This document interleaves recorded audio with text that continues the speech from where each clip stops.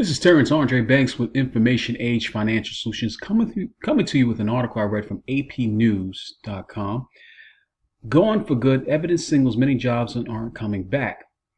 And if you have school-age children or you have nieces or nephews or anyone getting ready to continue their education and looking for employment, it's definitely important that you start reading different articles like this. I'm going to put a link inside the description.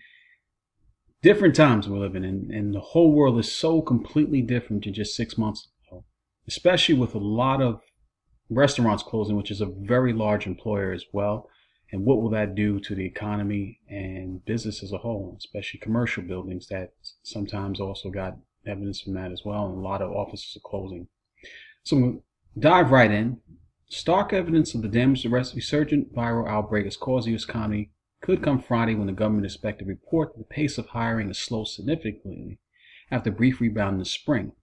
As coronavirus continues to transform a vast swath of the economy, it's becoming evident that millions of Americans face the prospect of a permanent job loss that will force some to seek work with new industries or in new occupations. If so, that would lead to a slow recovery in the job market than if restaurants, hotels, bars, and retail shops were able to fully reopen and recall all their laid-off employees. Few expect that to happen. On Friday, economists expect the government to report that employers added 1.6 million jobs in July, according to data provided FactSet, and that the unemployment rate declined from 11.1% to still a high of 10.5%. At any other time, 1 million more jobs would constitute an unheard of increase, but July's expected gain would fall way short of June's 4.8 million increase and would signal that hiring has sharply slowed. It will also mean that the economy has regained barely 40% of the jobs that fell to the coronavirus. The pandemic has lasted far longer than most Americans expected, with likely profound consequences for the economy. Traditional retail stores will probably never regain the pre-pandemic levels of sales or employment as consumers increasingly turn to internet purchases. Online healthcare will likely eliminate some doctor's office jobs, and online video conferencing will replace some portion of business travel. Those changes alone could destroy millions of jobs. Michelle Holder, a labor economist at John Jay College, said it is unlikely that many retail workers and others whose jobs are gone for good will find work this year, given that the viral outbreak will hold back hiring until a vaccine is widely available. It's definitely going to be a drag on the economy, she said. Stephen Davis, an economist at the University of Chicago, said that even after the virus has been brought under control, the proportion of people working from home will triple compared with pre-pandemic levels. That could result in the shuttering of many restaurants, coffee shops, and other downtown businesses. It's a huge problem. Real estate data from Zillow said last week that most of its 5,400 employees will now be allowed to work from home indefinitely. This recession is unusual and extend a permanent job reallocation that will ultimately result, Davis said.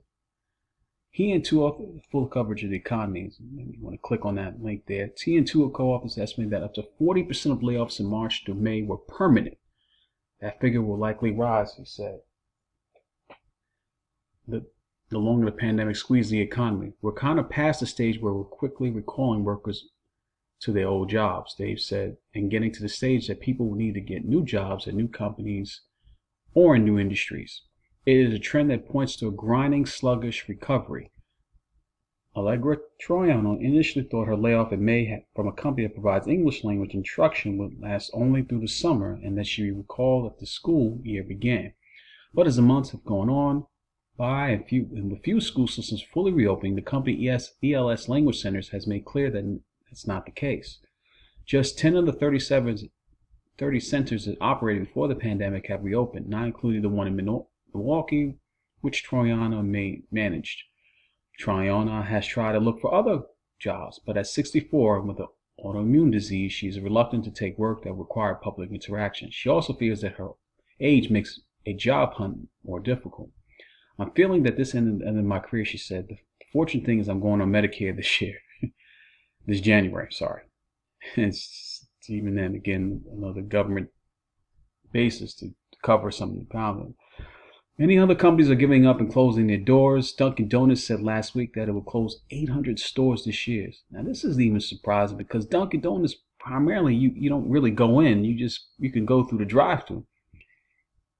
about 8% of its total. Lord & Taylor, America's oldest retailer, and the parent company Men's Warehouse and Joss A. Bank, they've said Monday they will file for bankruptcy protection. Last month, Brooks Brothers, another men's chain deeply hurt by the decline in former business closed, sought bankruptcy protection as well.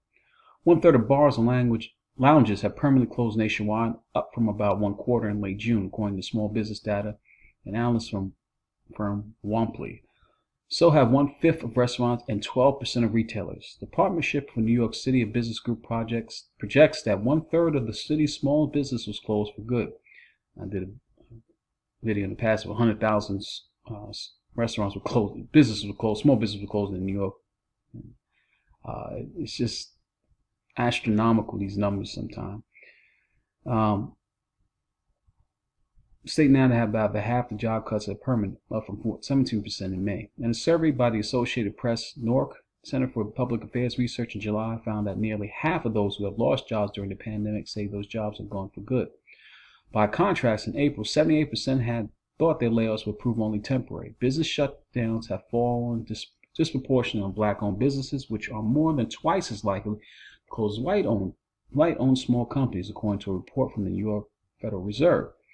Black-owned businesses are more often located in coronavirus hotspots and are in severe service industries like restaurants and retail that have been hit hardest by the outbreak, the New York Fed said.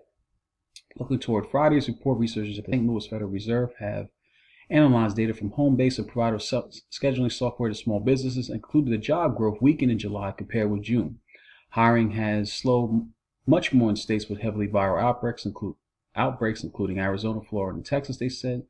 Jane Oates, a former Labor Department official, was president of the nonprofit Working Nation, said that the widespread school closings this fall could also depress job gains in future months because some parents will have to quit their jobs just to watch their children.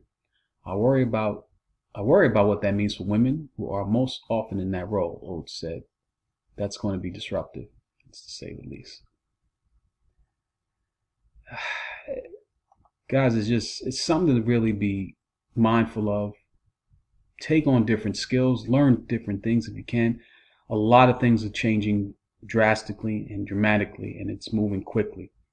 If this video has been any value to you, please subscribe, leave some comments, hit the like button, and until my next video, I'm out.